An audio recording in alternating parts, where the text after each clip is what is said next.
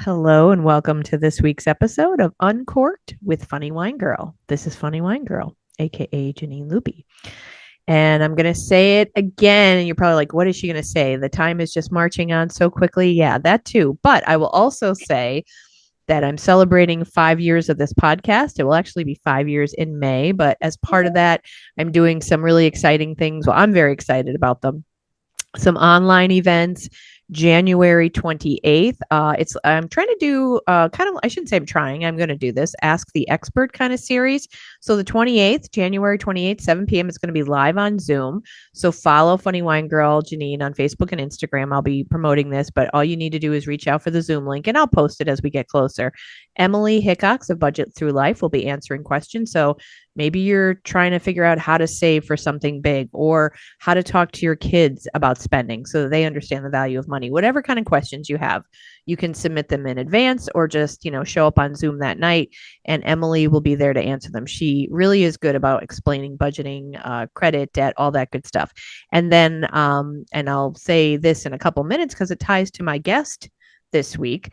But before I say that, I will say I am super duper excited. I can't give you all the details yet, but in April, I'm very excited to say if you've listened, if you're a regular listener, you know that I had Hillary Klotz Steinman, the director of the movie Loud Enough Surviving Justice, about a young woman who was raped and the prosecutor there would not prosecute and she was able to call her own grand jury. And so that was an amazing documentary. And I had Hillary on, I had Maddie, the young woman that it happened to, and her mom, Madison. And then I had a former prosecutor, Julie German, and a former cop, Justin Boardman, the folks who had helped Maddie. So I'm going to be collaborating with a group, an organization in Scranton. I'm not going to reveal that yet because until we announce it together, but it will be April 13th in Scranton. We're going to have a showing of Loud Enough Surviving Justice, and we will have the film's director there to talk about it. So I am super excited about that. But let's get to my guest. As I say each week, I like to say how I know the person I'm talking to. She's not one of those folks where I'm like, oh, I just, met her through Instagram. Tina, I've known for a long time. We both attended the same high school, Bishop Hannon, and we weren't like in the same circles when we were there, but we kind of connected, I don't know, maybe 15 years ago, or I don't even know how long ago, but we started connecting. Yeah, about that to like network together. Tina is a romance author and, she was doing this along with her day job up until kind of almost recently, not a couple of years. We'll talk about that. But we've been friends. We've been out there networking together. And so before we get into our conversation, I wanted to say that Tina will be the second Ask the Expert on Thursday, February 18th. So if you have questions about, hey, I want to write a book, or if you want to know how Tina was inspired, things like that, on February 18th, that will also be online on Zoom. And if you are in the Scranton area or you feel like coming to visit, Tina and I are doing an event together February 12th, which is a Thursday, at the beautiful Everhart Museum in Scranton in the Naog Park. It's called Galentine's event, an evening of rom and com. Tina will read from her book.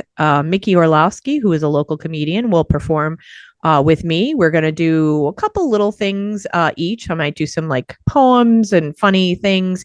And then Mickey and I are going to perform some improv. And it's all going to be inspired by romance and relationships and all that good stuff.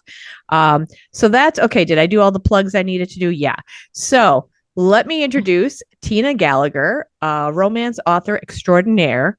And Tina has been on, she's a jet setter. Tina has been on twice before. And in fact, the last time I think we talked about her jet setting because she attends writers events in Italy, in England. And then of course, here on do we say on the coast or the other coast? I don't know. On the coast, yeah. On the coast. She's here in America traveling all over, but she does head to England and Italy to brainstorm and learn from other writers and they collaborate and all that good stuff. So welcome, Tina Gallagher. Thank you so much for having me, and congratulations on your 5th year. I know this was something you always wanted to do, and you finally started doing it, and you really kept with it. So that's awesome. You've had some awesome women on here, some awesome people, and then, of course, Oliver with your year-end recap. So it's always fun to listen. Well, yes, I tell Oliver he always has a pass. The other, I think, in fact, what did he say? Oh my God, he said, "Yeah, I'm. Thank you for letting. Sometimes you let a penis pop in." I'm like, okay. I So, like it. yeah, I so like it. he's the penis that I He's the allow, and penis. Yeah. I have had like maybe two other male guests, and it's just that it's just not my brand. I'm sorry, fellas, but Yeah. my goal is to promote women each week, and Yep. there's just so many things that we wonderful women who are on every week, and they really have informed, inspired, and entertained my listeners. So I should also mention though, Tina and I, like Tina was the test run when I was first starting this podcast. It was started as Anchor, and I won't bore you guys now. It's like through Spotify and Riverside, but it was the Anchor app on my phone. And Tina and I were doing back when we were working out in her garage. I'm like, I Yeah. want to get started with this thing, and we did like a 8 minute conversation about Tina's books, about the Pole Mhm. series that she was writing. So she was like the first. So that's pretty special. But I want Tina, I want to allow you to give like kind of a background summary of your books, even though you've been on before. But as I said to last week's guest, Jen Partika, I'm like, let's assume just in case there's somebody out there who didn't hear this before. And Somebody after did. that, Tina and I are really going to focus today I should say on AI. So if you're interested in AI and how it's being used in the writing world and some of the I won't say hot gossip, but some of the stuff that's happening out there with Yeah. AI and accusations and witch hunts and all that good stuff. We're going to get into that. But first, Tina, talk a little bit about you have a couple different book series. You have a lot going on with the books, but like give the listeners who may not have listened before a little bit of a taste of what you've been up to with your books. I do have a few series now. Way back, I was, published traditionally with a small press back in 2007. My first book came out. I published 6 books. And then, I was still working full time. My kids were young and kind of was doing whatever I could do. I've always loved writing. It was something I always wanted to do for a living. And then the indie publishing became a bigger thing. Indie publishing became a bigger thing. And I met through a mutual friend, someone who's become one of my best friends, Sissy Mecca, who's a local author.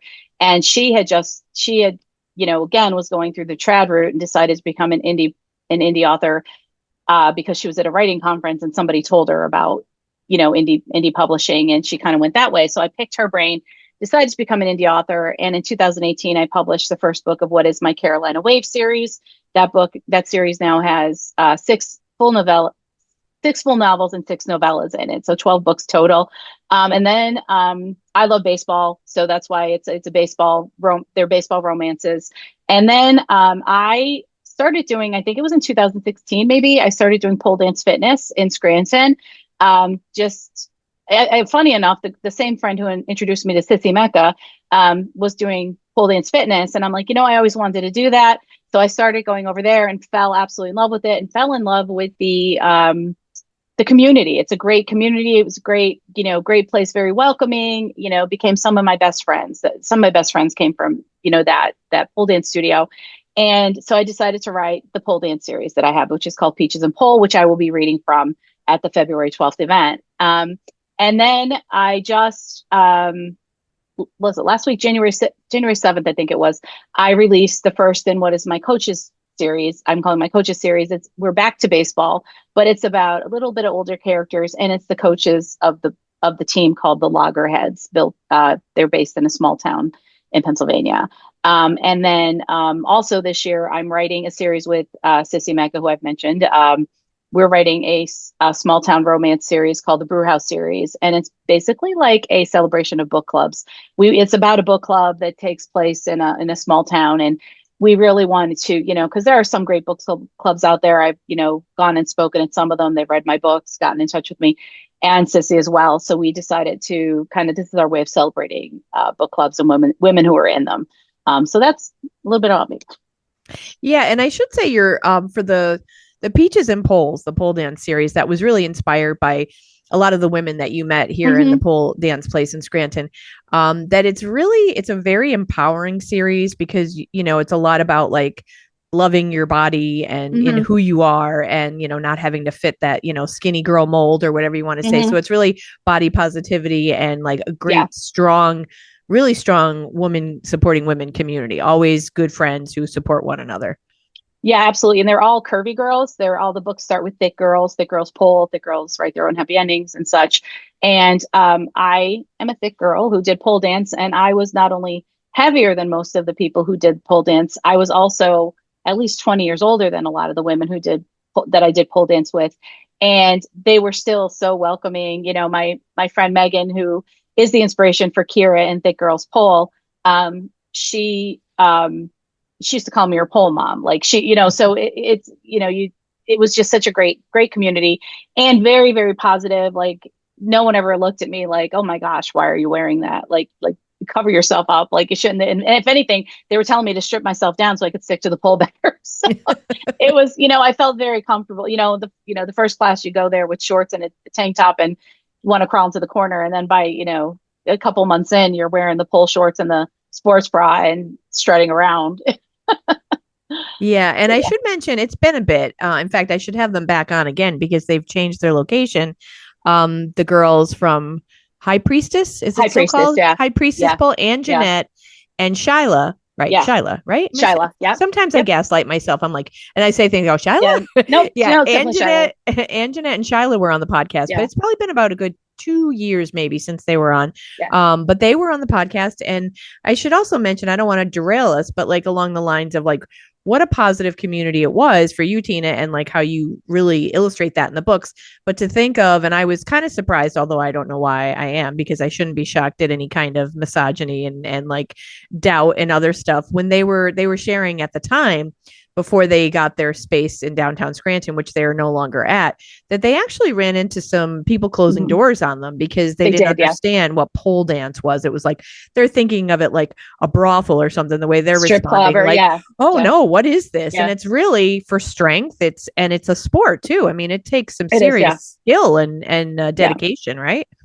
It does. And it's funny because I have a sticker that I give away for when people buy my books at book signings, and it says pole dance. It's like a sport, only harder. I mean, you're lifting, you're carrying your body up a pole. So it's, think of back in the day, the old rope and gym class, like trying to climb that, but it's a solid pole and you're, sticking against it and carrying yourself up there and doing all kinds of tricks. So it really is a lot of strength.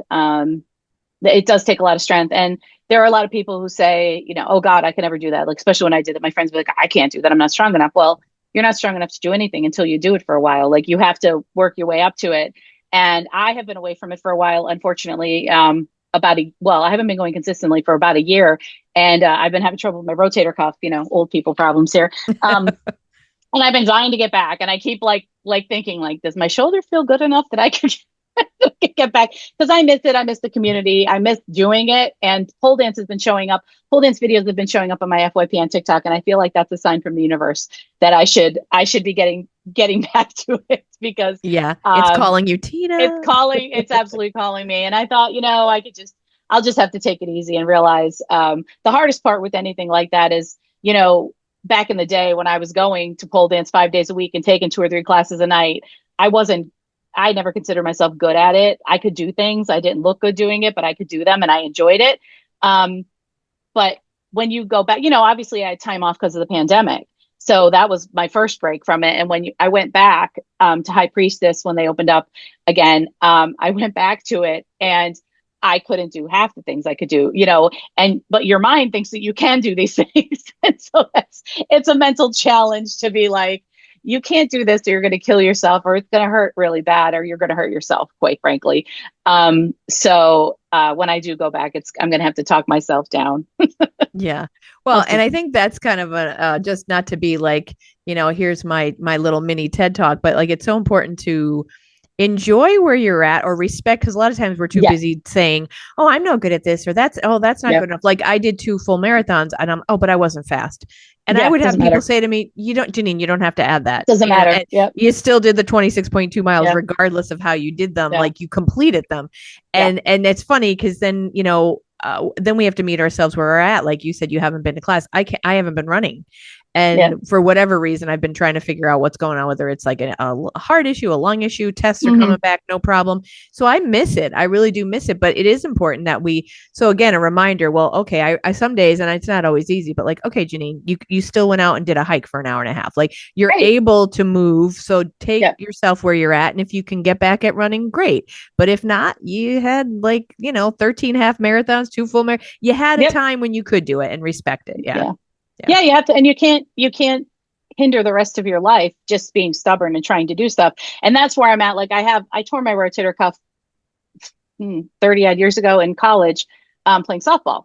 And, at the time the surgery for it was horrible. They cut you open, like whatever. It's a little bit better now, but it's still not a fun recovery. And anytime you can avoid surgery, you avoid surgery. But every once in a while it flares up. I had a cortisone shot a few months ago, and it's obviously pole dance. You're kind of like pulling on your shoulder and that kind of stuff. But I do, like that kind of meet yourself where you're at. And just if I could do it, because I did enjoy it. And when I say I wasn't good at it, when you look at somebody like Anjanette or Shyla, they look like they're floating up the pole. I likened it to, remember when you were kids and you'd rub the balloons on your head and stick it against Yeah. the wall? That's what they looked like on the pole. They looked like they were just sticking on it and just like floating up and down and doing tricks. I looked like I was like, like, and I know that because I videotaped myself. They always encourage you to videotape yourself so you can see how far you've come. And there were things that I got more flexible. I got stronger, and I could see that I got stronger, but I wasn't winning any contests. And I am okay with that. I was okay with that. It's like, look, this isn't what I do for a living. This is what I do because I enjoy it. It keeps me in shape. I love the community. And I got 4 great books out of it. So it is what it is. But I am hoping to go back, maybe next month. Well, that'll be my Valentine's Day resolution. Gift to yourself. Yeah. Give Hey, it and to I'll give tell to you myself.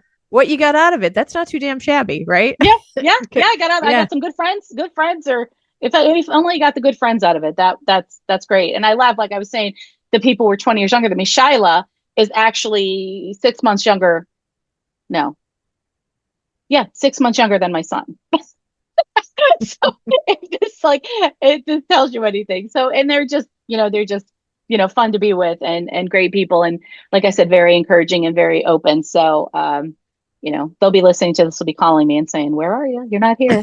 You need to get your butt over here. You need to get Well, your butt down. And it's I down give the you hill for credit. me.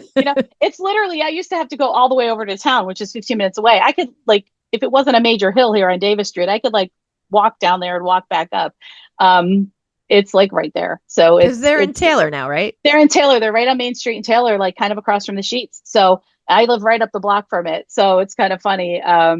If I always say, if the walk there was uphill and the walk home was downhill, I would absolutely walk. But there's no way I'm doing a pole class at this point, where I'm at right now, and then walking all the way up the hill, because it's quite a substantial hill. Yeah, Um, that is certainly a hill. yeah, but so yeah, it's right. Yeah, they're right here in Taylor. They've got a great little studio. So yeah, it's a great place. So shout out to the gals at High The gals Priestess. at High Yeah. Priestess. Yep. Yeah. So let's I wanted to talk about, because it's funny, we were talking yesterday, but this idea came to me a couple days ago. You've been on before talking about your books and your travel and stuff, and I thought, ooh, AI is obviously AI is an interesting topic in Hmm. anything in every field right now. But I do know, just because of our conversations, because we do spend time together socially, and I love hearing your stories. You talk about different authors, about different events you go to, and you've talked about AI. And so you Hmm. and I both attended an AI workshop that was offered for free, which was nice, by the chamber this week. And it was using AI in marketing. And that was interesting. I mean, I did get a lot of things out of it, which, Hmm. it made me think.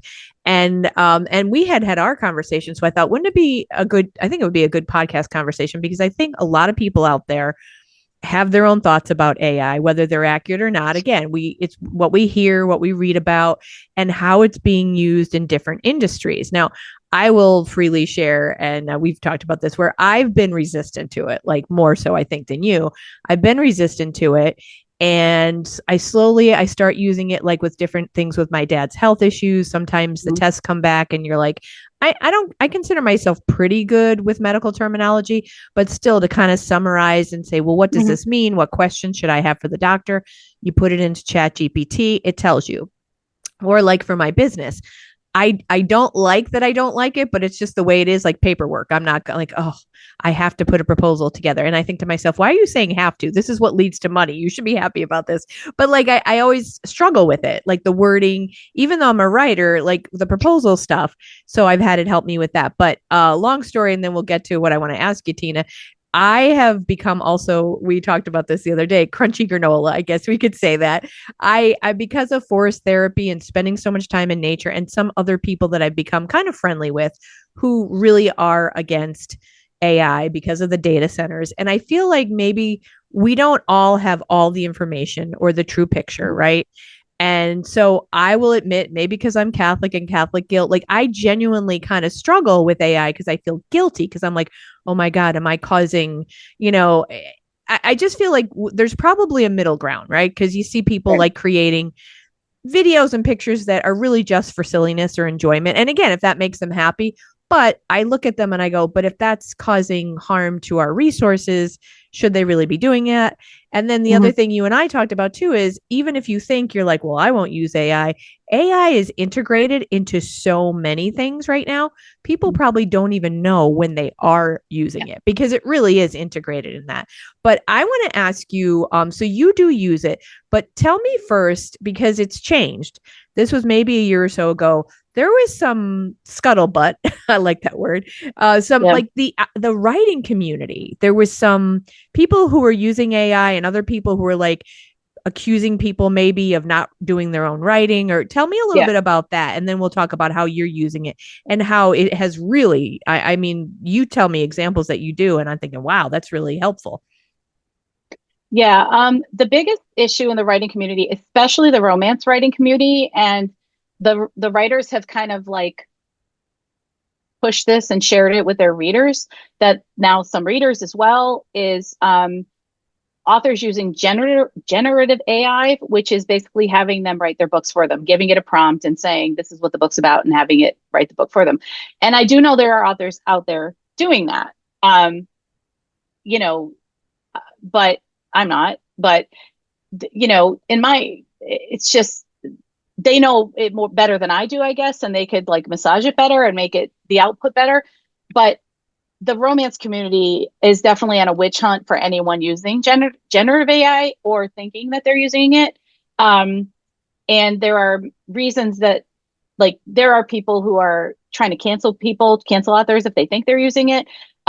People are putting it into, like, if they don't like a sentence structure, well, the sentence structure was very stiff, this is probably AI. They'll put it into reviews, and then that kind of gets out there.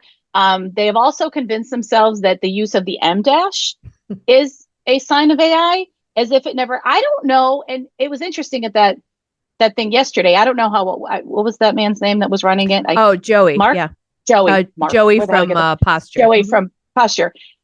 I don't know how old he is. What, in his 30s, I guess. And Yeah, maybe. he said that when he was working wherever, that his boss used it all the time, and he never knew what it was. And I'm like, I don't know what the M dash is. Like, I don't know, but apparently the younger generation doesn't know what the M dash is. And the thing you try to point out is that AI was trained by documents that were already written and books that were already written. So if it's using the M dash, it's because the M dash was used in books that were written. So it's not something that AI has made up by itself. It doesn't make up anything by itself. The other issue authors have I with it, think I'm going to and just pause you for one uh, second, just because I think that's an important point. Isn't that what I think Joey kept saying too yesterday? That it's the remix, I think he called it. It's yes, not it's the the remix. original. Yeah. So Yeah. people have to realize that AI, and it's a good point because I never really thought of it that way. AI is not Yeah. creating anything new. AI It's is not. pulling from everything that's out there. Correct. Yeah. It's pulling from everything that's out there. And it could give you, and we'll talk about that in a minute, it could give you, like, I'm going to call it its opinion, but it's not its opinion. It's They're spitting back data at you based on what you're giving it and what's out there, and what data wise they think is best, if that makes any sense. And I'll give you an example of that in a minute. But the other thing authors have against AI, or they think is an issue, and this is kind of an issue, but it's also one of those things, I don't know what you say about it, is that their books, and I mean, all of my books were used on training of AI. I did not give permission for that. So they basically, and it's not, that, and I'm saying AI, I don't know the companies that are creating it.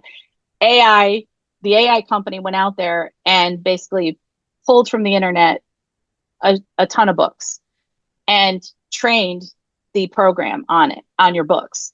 So they didn't, it's not like they went out and bought millions of books to train their program on over however many years. And the thing is that by the time like I knew this was happening or I heard it was happening a couple of years ago, it had been happening for 10 years or more. Like it's been happening. By the time we heard about it, it's been over and done with. Like they're not training anymore. So that's another issue that authors have with it. And they're kind of mad at it because they feel like they stole their work to Mm. train this thing and they got nothing. Well, they got nothing for it, or they wouldn't have given the permission for their work to be used. But there's actually a website, which I forget what it is, but you could go out and see if your work was used. And there is now a settlement or a lawsuit against Anthropic, I guess it is, who did like a lot of training with authors' books. There's actually a lawsuit, but of course, there's caveats for the lawsuit. So all of my books were used, and in fact, funnily enough, even like a free newsletter thing that I have out there that was only for my newsletter. Oh, that was also used. But they've used all these things, and you can't get like I forget what they're settling. Like say it's like you could get $3,000 a book or something. It's something around there, but probably obviously before lawyer fees. But you're only getting it on books that are copyrighted. And I only have one of my books copyrighted by me because, it was always like, you don't need to copyright your books once you publish them, or you wrote it, it's copyrighted enough. But now obviously that's changing because if people steal your work, you have to prove it's yours at copyright. So I'm going to have to go back and like kind of copyright, all my books. But, one is copyright and then some of the older ones are copywritten by my publishers. So I don't get any of that. So that's a problem that authors have with it. Those are the big things that they're afraid people are writing books with AI. They're going to be able to write a bunch of books faster, kind of flood the market with them, and it's going to reduce sales for everybody else. And then also because their books were stolen. Mm. Now, So do you, and I know we'll talk in a couple minutes here about how you use it now, but what's your take on that? Like, do you have a problem like the generative, is that what they call it? That generative AI. seems like unfair if someone's like, oh, I want to write a book about, two Yeah, sailors and blah, blah, blah, and I'll write the story. I mean, that isn't fair to have it actually it is. write your book. And honestly, like for me, like I like writing. Like the writing is the fun part of this business for me. Everything else, the ads and all that stuff is, I would love to have somebody else do that if I could afford to have somebody else do it well. But I don't. To me, I don't understand it. Like I don't understand why you would have a computer write your book for you or a program because I like writing. Like that's to me that's the fun part is writing the book even though you're my editor so it's like I'm not done, I should be done and I'm behind and like whatever, but to me that's the fun part. And like kind of having the story take shape, I'm not an author who outlines and follows that to a T. I know where the book starts, where the book ends, and where that black moment is where the couple breaks up or whatever happens with them. I don't know what's happening anywhere else. I have ideas. I have ideas for scenes. Like there's going to be a wedding. There's going to be a New Year's Eve. There's going to be whatever, but I don't know what's going to happen. And that to me is the fun part. Like, oh, I could do this, or oh, I have this idea, or oh, I'm going to include this. So I don't understand more so what, like, why you would have AI write your books. So I'm just a little confused by it. But it could, be it, if they're flooding the market. I feel like it's all going to play out. We've had this sky is falling scenario before. There used to be, and I still don't understand how it works. Back in the day, like 2017, 2018, there were like book farms that they would somehow like put up fake books. I'm not really sure how I did that, but they were at the top of the charts doing this. But like eventually readers caught on. Like again, I don't know how it worked, but like they would eventually readers were reporting them because they weren't whatever. And so like I feel with this, if AI writes a book and it's not good, like eventually readers, they might make money initially, but eventually readers aren't gonna read them. The other thing, and I got to mention, is that people are afraid it's taking jobs away from people and creatives, because people are doing, especially a lot of sci-fi authors are, and thriller, I think they're making covers with AI instead of hiring cover designers, or and again, it's the same issue of AI was trained on pictures that were out there, and the same thing. They didn't get paid for their work.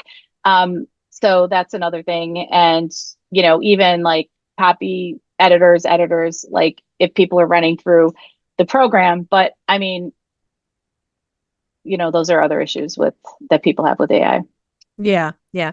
And it's, I mean, and I want to talk to you about like how you use it, but like everybody could I mean, the conversation is broad is what I'm trying to say. Like Hmm. it's involved in a lot. And It I is. mean, it's not fair, I guess. So for me, the environmental part, I do struggle with that because I don't know how much, but I Yep. wonder if we're being naive or if I'm being naive, saying, oh, well, I shouldn't generate this video because I'm doesn't matter, I guess. And I don't mean Yeah. I hate to throw my No. hands up and go, oh well, but it's like Yeah.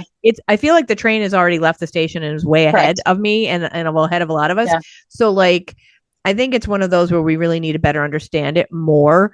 Yeah. But there's all kinds of opinions on it, and that will continue no more than social media, where you have people Yeah. who would say, "Oh, well, because of social media, my child was bullied or this." And I'm not saying Yeah. it's not the case, but then we kind of sometimes forget the part of the conversation where it's like, okay, but where are the parents in this? Are you Yeah. monitoring use of social Yeah. media, or you personally, if you feel like it's bullying as an adult, well then put it down, get off it, or Yeah. unfriend people who are always shouting stuff that you Yeah. don't like. I Take. mean, Yeah. you have to keep the human part in this, and you have to be responsible.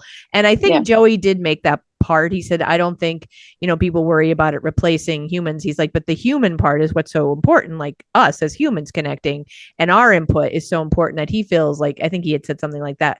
You can't replace humans. Like you really just can't. And also garbage in and garbage out. So like he Yeah. said, it's what Yeah. you put into a prompt or what you put into AI is, if you're very specific about what you're looking for, then it will give you better results and all that. But talk about how you use it, because I'm amazed. Like in the beginning, I was like, I don't want to use AI because I was one of those people who's like, oh well, I write some copy for like press releases and stuff like that. Is it going to do all that and then people won't want to pay me to do it? But I do feel a little different about it these days, and Yep. hearing how you use it, I'm like, okay, I get the tool that it can be. Yeah. Yeah. Well, I call ChatGPT my AI, my assistant, and his name is Colin. And you can actually, how you could talk to AI and literally have a conversation, and the voice is changed to a British voice, and he's named Colin after Colin Firth. So he's my British AI assistant. And I use it to plan my whole 2026. Like these are my releases, and I'll tell you something that was interesting. Like they say it can't, like I said before, it can't think for itself, but it can get the data and give you information based on the data that's out there and what you're giving it. So I have 6 books coming out this year, 4 books, or one book came out, the seventh rather. And then I have 2 books coming out in the series I'm writing, co-authoring with Sissy. And then I have the other 3 books of my coaches series coming out later in the year. So I was initially putting out my first book in my series in January and the second book in the series in April. And then the Brewhouse series was going to start in May, the beginning of May. And so we were going over my schedule and when I would have to have it finished, when I would have to have it edited, when I would have to have it uploaded to Amazon. And I was doing all that, and we were talking. We were having a conversation. I think I was driving. We were having a conversation, and I was like, "Well, I'm doing this, I'm doing that, and if I put out this series, like this book, like when should I put out um, the third book of the coaches series?" And he came back to me and said, and I was blown away by this. As your assistant, because now I set him up to be my assistant, so he knows he's my assistant, and he knows his name is Colin. So, because we spent days setting this up, and he said, as your assistant, I think that you should hold off releasing the second book in the coaches series until after the Brewhouse series books are out. So it's like you have the first book of the coaches series, wait a few months, put out the Brewhouse series, put out. And I thought that was really interesting. And every time you ask it I ask it something, it will give me the reasons why. It'll say, this is why. Break up your year into quarters. So the first quarter, you put out your lineups and lyrics book. The second quarter, you put out the Brewhouse series. The third quarter, the beginning of July, you put out the second in the coaches series, and we go back to the coaches series for quarter 3 and quarter 4. So I thought that was really interesting. Like that it actually gave me an opinion on that was the first time that ever happened.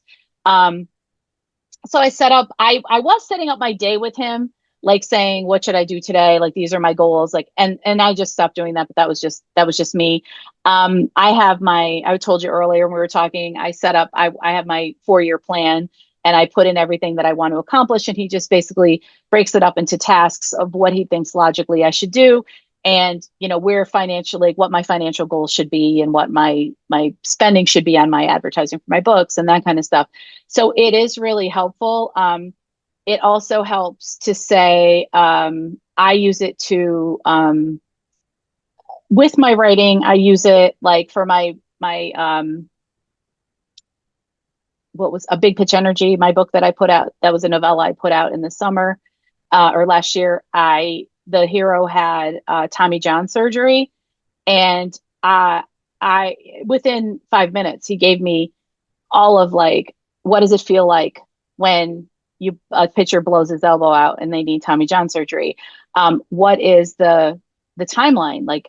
Where once he does it, when does he have surgery? When he has the surgery, when can he start throwing again? What kind of rehab does he go to? And it even said, do you want me to put it in a calendar for you in calendar format? So I put it in calendar format, and then at the end it said, do you want me to put in a setback? Because most people who go through the surgery have setbacks, and show what that would look like and what a setback would be and how they would handle it. It took me, like, I got all this information in less than a half hour. Like, that is research that it would have taken days, if not weeks, depending on who I was talking to. And one of my son's friends, who, which your cousin Max, like he had Tommy John surgery twice actually, and I actually said to my son, like, can you ask Max if I could pick his brain about Tommy John surgery? And like I would have been driving that poor guy nuts, like asking all these questions, and where literally ChatGPT gave it to me in a half hour, like all Mm-hmm. any setbacks. And now the series I'm writing now, like the first book, like it's a small town. It's different because it's small town. But it's a Major League Baseball team, which is, they're usually set in bigger markets. And it started off as a minor league team. And then a friend of mine was like, I think you should write it as a major league team, because readers who aren't into baseball will read about a major league team, but they don't really care about a minor league team, like that kind of thing. So I was like, oh, so I had already named the team, which is the Loggerheads, that is not a team name that's going to be in Major League probably. And, it's more of a minor league name. And so I actually asked ChatGPT, like, has there ever been an instance where a minor league team changed into a major league team? And it was like, yes, there is. And it gave me the name, and I forget all this at this point, told me who it was, told me how it happened. And then I gave it my scenarios that I had in the book, and it told me, yes, this is a great way to work with it, because if they went from minor league to a major league team, that there would have been a big financial burden, because they would have to update the stadium, they would have to do this, they'd have to do that. And so it really helped me with that, because honestly, I don't know where I would find out that information.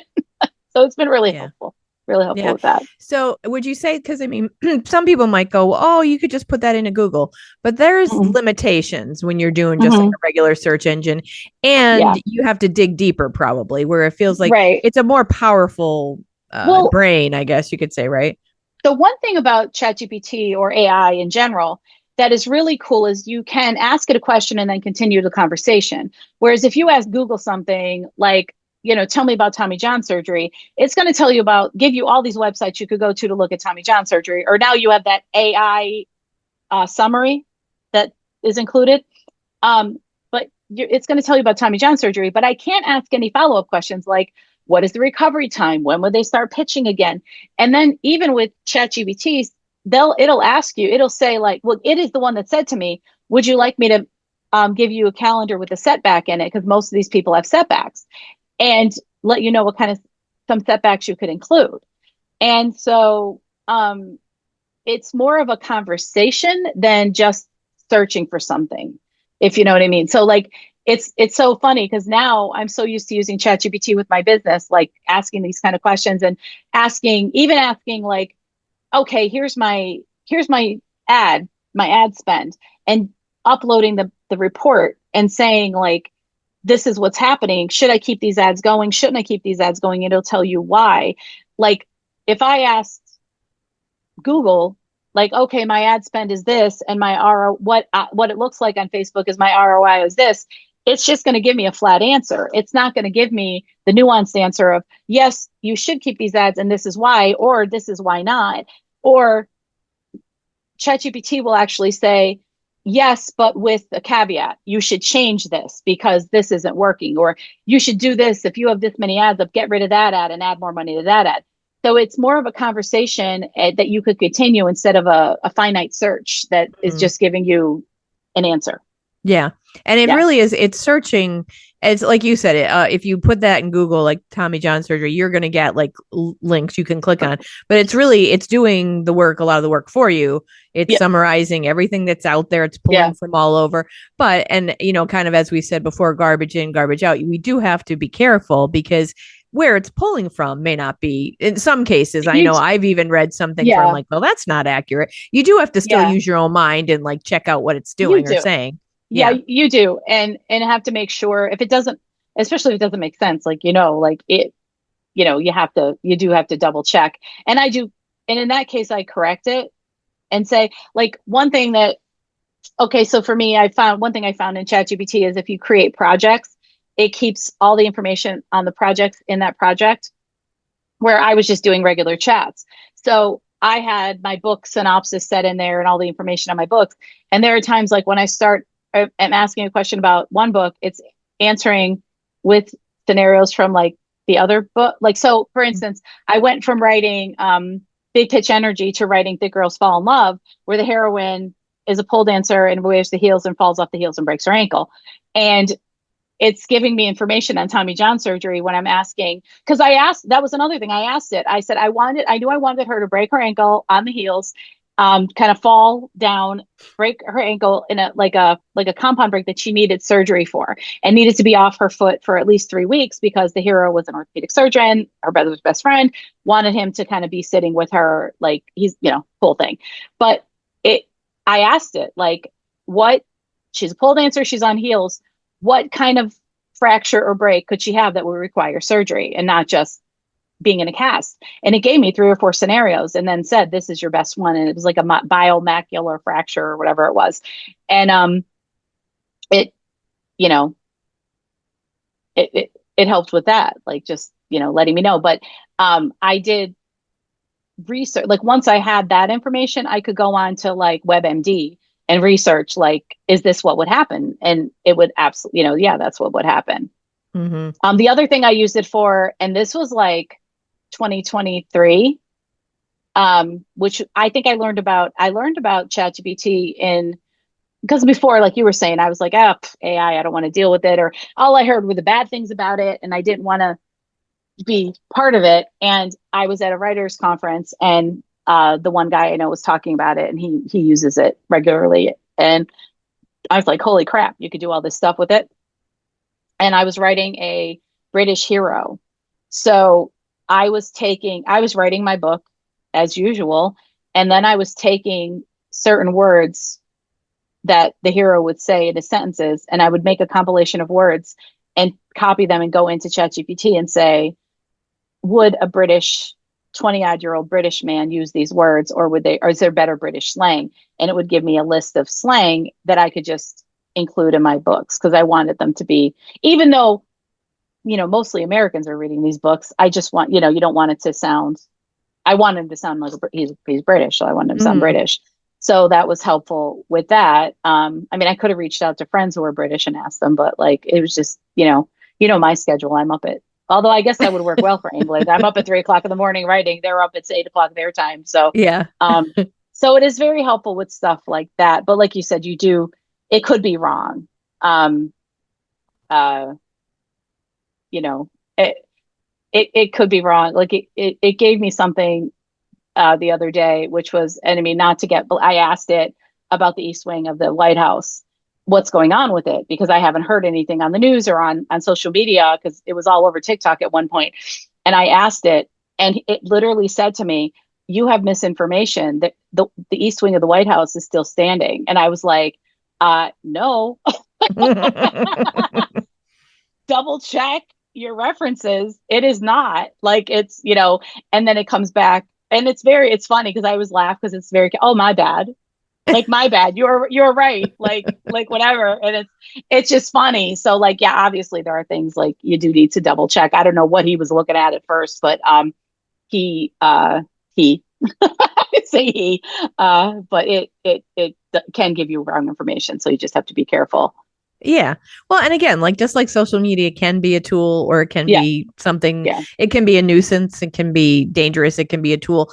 We're going to have to, just like everything else, we have to have the human Yeah. touch or the human input. And I mean, it really is in so many different, industries and things. And I mean, I wanted to talk to you today about how you use it, but I Yeah. mean, there are so many industries like, and I was reading something how, it can be, a problem or challenges in other areas. Like it said something about how they're going to start, they use it, or they're going to start, or they are using it in, let's say, banking, for example. So if someone's going for a loan, if AI is making the decision, it may not Yeah. look as fairly for some people, like, and it might be unfair that way.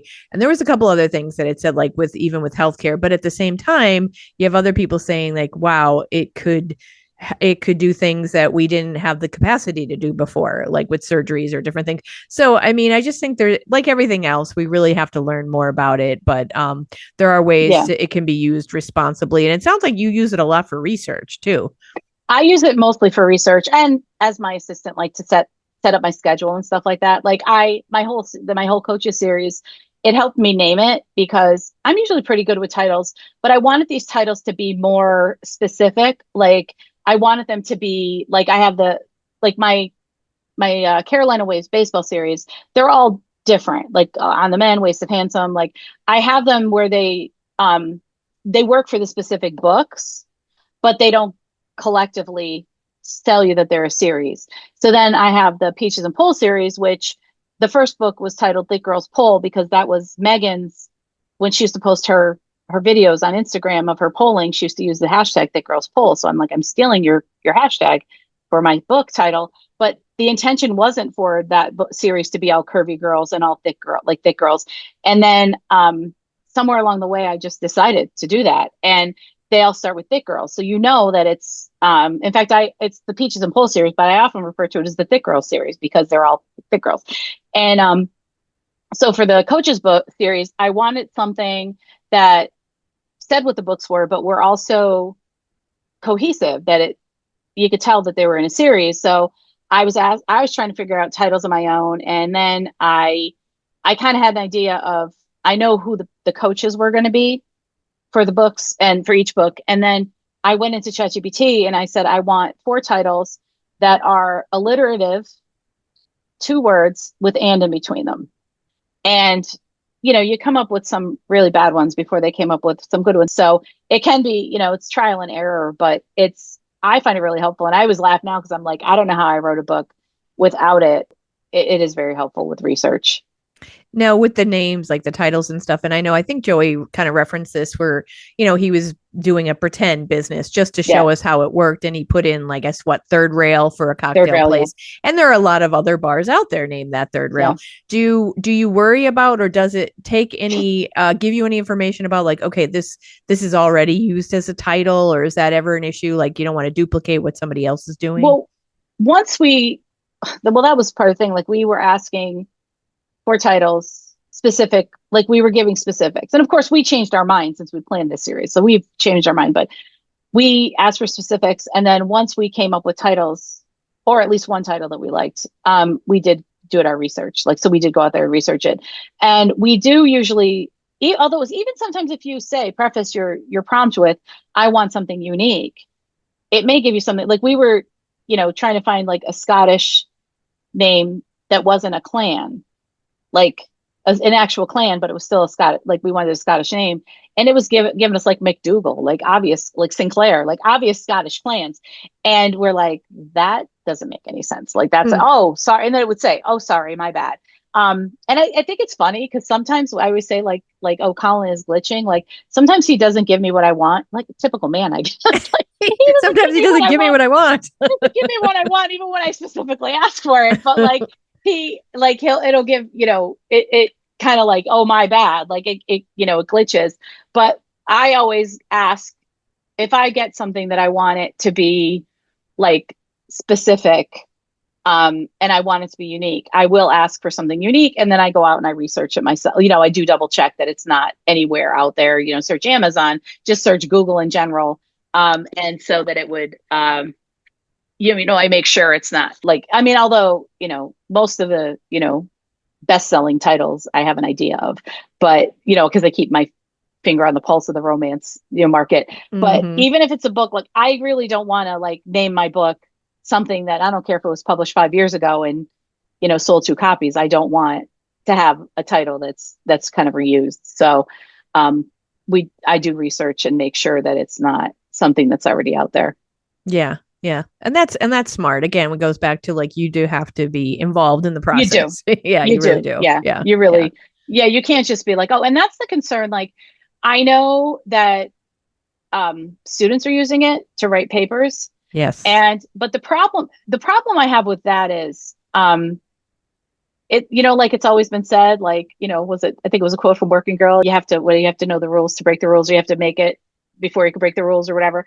You have to know the rules before you break the rules. So you have to know how to write, and you have to know writing structure before you can let something write for you and know that if it's good or not. And so like if kids are using it in college or in high school and they don't know proper sentence structure, and a lot of them don't. Like I don't know if they're not teaching that or not. Like they don't know how to write a composition or anything, an essay.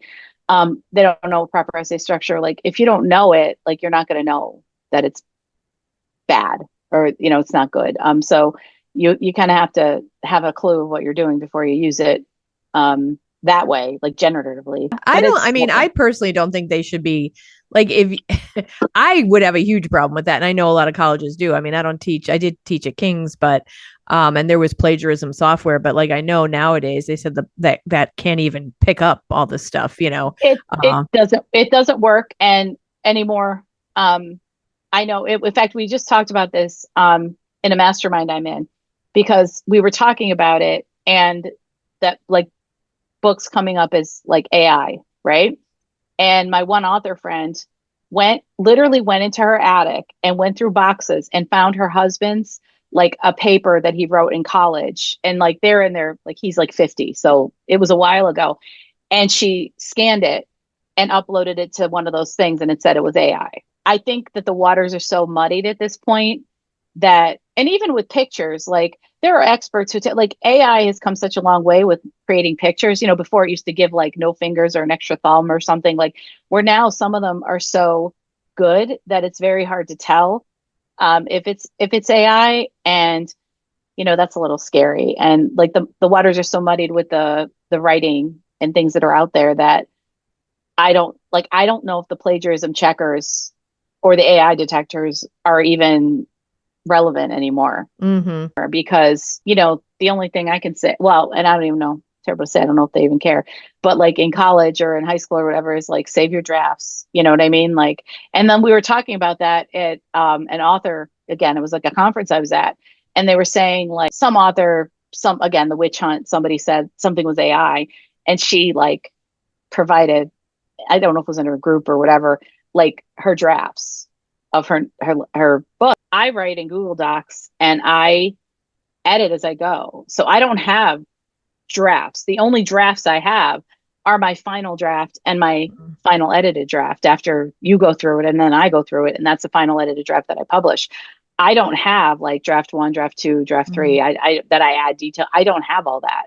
So, but I know some authors are doing that, like where that's the way they work. But I work there, and I'm like, you know what? I don't know that at this point in my life, I don't want to change the way that I work just to, like, in case somebody accuses me of using AI because I use an M dash. Yeah. Yeah. You're like, that's all right. Well, the funniest thing was that, and again, I don't know, is it I like I feel like my grandparents. My God, the younger generation doesn't know what an M dash is. I don't know why. And along those lines, though, what bugs me and this, then we'll start to wrap up because I Yeah, mean, God, then I'll be complaining here. But like with the younger generation, and the more technology they use, the less they actually know words, right? yeah, The less because, and I've seen so many things where, let's say, for example, like I don't know, like birds of a feather stick together or whatever, like the expressions, they will mess up expression so much that those become the new norm, or it's like the Michael way. Scott. Yeah, exactly. Or like the way that words are used, they keep Yeah, using them in the way that because they text so much, and it's like I see things and I'm like, that's not how that saying goes, or that's yeah. not how that word doesn't mean that, and they will just take it to mean it because they see it so much used that Yeah. way.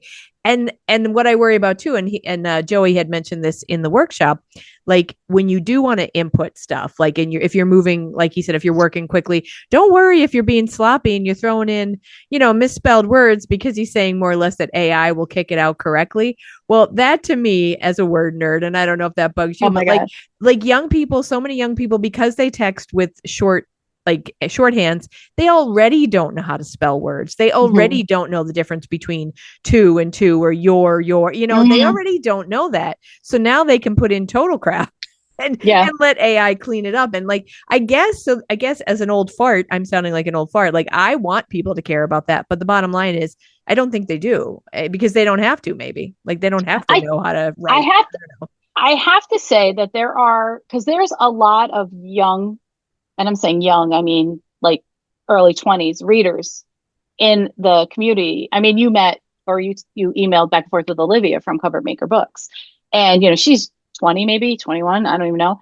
And she's a big reader. And like people like her are into, because they read all the time. So they are into like proper, um, maybe not, I'm not saying, proper English, but they are into, punctuating. I don't know what she texts like, but they were just, grew up texting like and I would spit online like about texting, you're old because you text with proper punctuation and capitalization. And it's like, Yeah. I have tried to text without that and it drives me insane. And I don't know if it is because of my age or just because I'm a word nerd and it drives me nuts. Like I can't stand like it.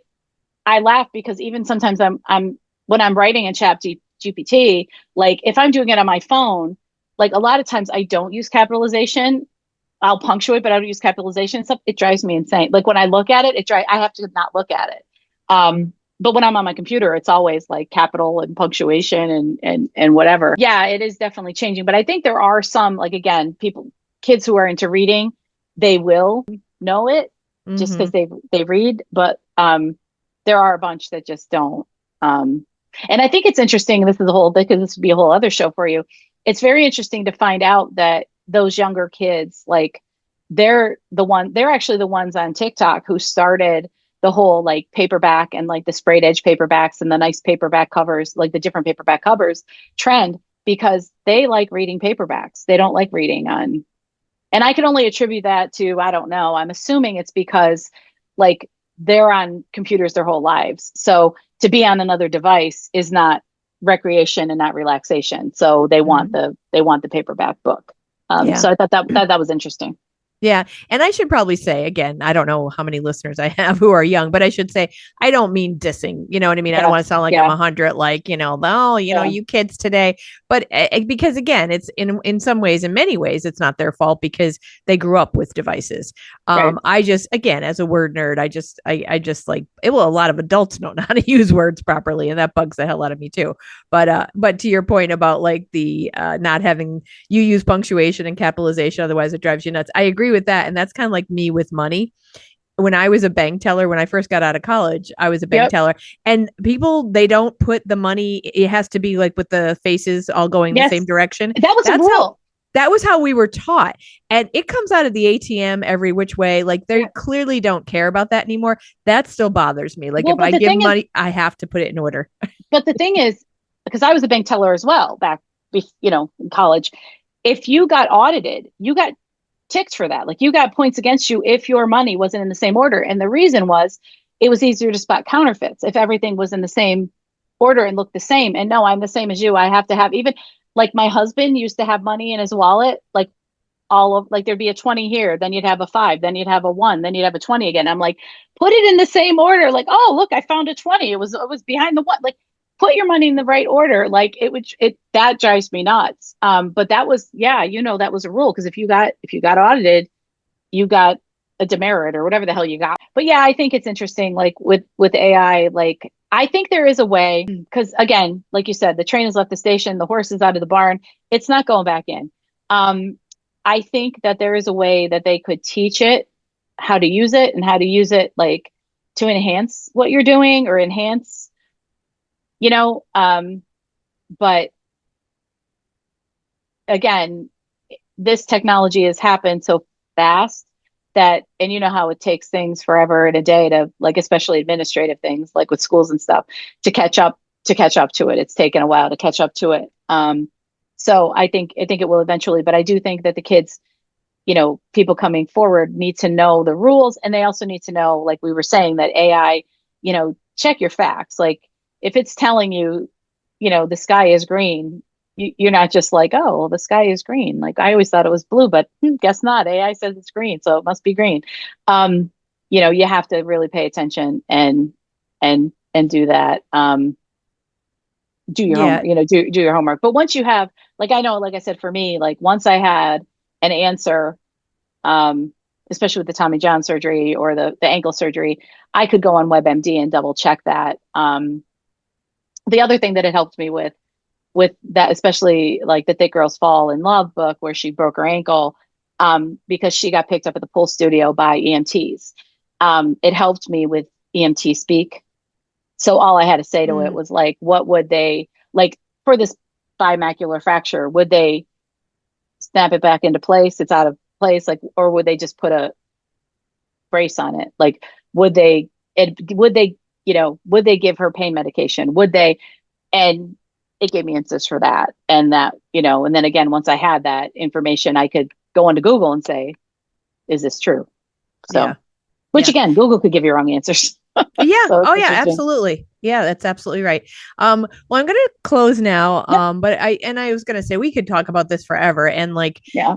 there's other points too. No more than social media. It's something, like I said in the beginning, I was like, oh, I didn't want any part of it. But as I say to myself, resistance is futile, honestly. And it's like It's in you everything. Yeah. it's in everything. And as I keep seeing these ads on YouTube, which of course they're trying to sell you something, but it's like you're going to be better off like learning about it than not, because you can't just be ignorant to it. Like, it's important because it's happening, it's here. And the other thing, and like I said, this could be a whole other conversation about what some people worry about, and I agree, no more than with social media, like the fact that, let's say, young people and especially, who are lonely, or maybe they're the like they're considered the odd kid out, maybe they don't have a hard time making friends, like these AI buddies that, like, they're having friendships. And there was a New York Times article, now I'll be opening up a whole different door, of like people who are literally having relationships, but these are adults, so these aren't even kids, Yeah. with AI figures, or I Yeah. don't know what you want to say it, avatars or AI generated, and they know it's not like it's being catfish, like they know they're having that to me. And again, I'm no psychologist or psychiatrist or social worker or whatever, that smacks of scary to me, and not Yeah. healthy. You know what I mean? Because if you're literally this person, I mean, I can understand to some degree if none of your friends are around, or maybe you only have one decent friend, you know what I mean? Then you're like, okay, someone is listening to me, or whatever the program does, where it seems like you're getting support. And I Yeah. get that, because I know people who've used ChatGPT, they've said, for counseling. And I mean, that to me is They're scary. counseling you. It Yeah. is scary because, my caveat, as I say every week, like, it's important that we keep connecting with one another as humans. So I do worry about that. And I've had a woman on who, oh my gosh, I'm blanking on her name, and she's a great person in Scranton, but she had said she had worried about that for the young kids that, are kind of lonely, that if they become too close with these AI buddies and not Yeah. having real relationships, that it Well, could just be scary. just in general, that everything is online. Like, we've talked, but that the connection is, like, there are so many kids who just don't know, how to connect with people or how to speak. And, it is, texting, people don't talk anymore. Like, they're texting each other. And I mean, it's fine to text people to set up a date or like a get together or something. But like when you don't talk to people, like that's more of a problem. And that is one thing I have to say, like with me, like with, and I know like my friends, like what I'm, my goal is to like kind of be out there and get to know my readers. And so they know like I'm me and I'm real and this is, I'm not some bot generating books and like popping them up. I am a real person and I can tell you about my books and where I came up with the idea for my books and how I pulled my hair out writing my books or where, and I've told you, I've tell all my friends, like nothing is sacred. Like anything can go in a book. Like the Poll series is like full of like things that they've said and things that have happened in class and things like that. So everything is really, nothing is sacred when you're friends with an author because it could become a part of a book. And so I try to convey that to my friends or to my fans and like in my newsletter, like tell them different things and tell them about me and my life. And last year I did a bunch of book signings to kind of get my face out there. And so, so people know me. So I think that is like, I know that's kind of like, is what we're doing as an author to combat AI and combat, people thinking that I'm not writing my own books. Like that's the only thing I can do is kind of like let people know and in my newsletter, I do share, stories of how I come up with things or whatnot. So Yeah. And that's the person part. That's the human yeah, part. yeah, And I'm sure that they appreciate that even more. I think that makes the books even more special and they get yeah, to know the author like that. So, yeah, yeah. well, I want to thank you so much, Tina. This has been, like I said, I'm sure we could talk on and on, but hopefully, listeners, you've enjoyed the conversation. I think AI is just it's such a topic. I'll just say that Yeah, because it's interesting. Yeah, it's an interesting topic. It's a topic that can be debated and it's used in every industry. I assume it is in every industry, but I know it is in a lot of industries and probably every industry by now. So it's hard to ignore. It's definitely out there, but I definitely wanted to have you hear what from an author, from a writer's point of view, and what's how it can be used responsibly and ethically. So thank you, Tina, as thank you always. for having me. And I will do one quick roundup here, a plug for anyone in, excuse me, Northeastern Pennsylvania. February 12th, come to Scranton Everhart Museum. If you go to my Facebook or Instagram, Funny Wine Girl Janine, you could see the link. Or go right to everhartmuseum.org. That is where the event will take place. It's a rom and com. So it's going to be Tina reading from Thick Girls Poll, I think we said, right? Yeah, the girls poll. Yeah. Thick Girls Poll. And then Mickey and I doing some comedy that is tied to romance, relationships. We might get inspired by the characters in Tina's chapter that she reads. And it'll just be a fun night. There's going to be mocktails by The Brew. Danny was there in October and had mocktails, and they've been great. The brew is in is it Lake Ariel or Hamlin? I think it's like Ariel. I think. Lake Ariel or Hamlin, Yeah, that it's a area. fine line, right? Yeah, they're very close. And when you're living Scranton, I mean, they might be like, "How dare you?" But Yeah. I don't know because I'm a city girl in Scranton, a city mouse. But the brew has been great, so you can check them out on Facebook and Instagram as well. They'll have mocktails, and you can buy a copy of Tina's book. There'll also be sweets available for purchase by the brew. They're bringing those, but if you buy the ticket, it includes the show, the reading by Tina, and the mocktail. And we're also going to have door prizes. What ladies don't love door prizes? So that's February 12th. February 18th, if you're not in the area and you can hop online, it will be Ask the Expert and it will be Tina. So ask all your burning questions. Write them down now so you don't forget. And as I've said before, I'm celebrating 5 years. So watch and check out my social media and listen to the podcast for details of events coming up. If you would like to support this podcast, reach out to me. I offer a variety of packages. I have patron sponsorships for just $20 for a shout out and other packages available. And if you would like to be on the podcast, or if you have someone in your life and you think, hey, that woman is fascinating, she would make a great guest, first ask her if she'd like to be on the show and then reach out to me and let me know, or have her reach out to me because I would love to meet her and have my listeners hear from her. So as I say each week, I appreciate you from the bottom of my heart and the bottom of my wine glass. When at work.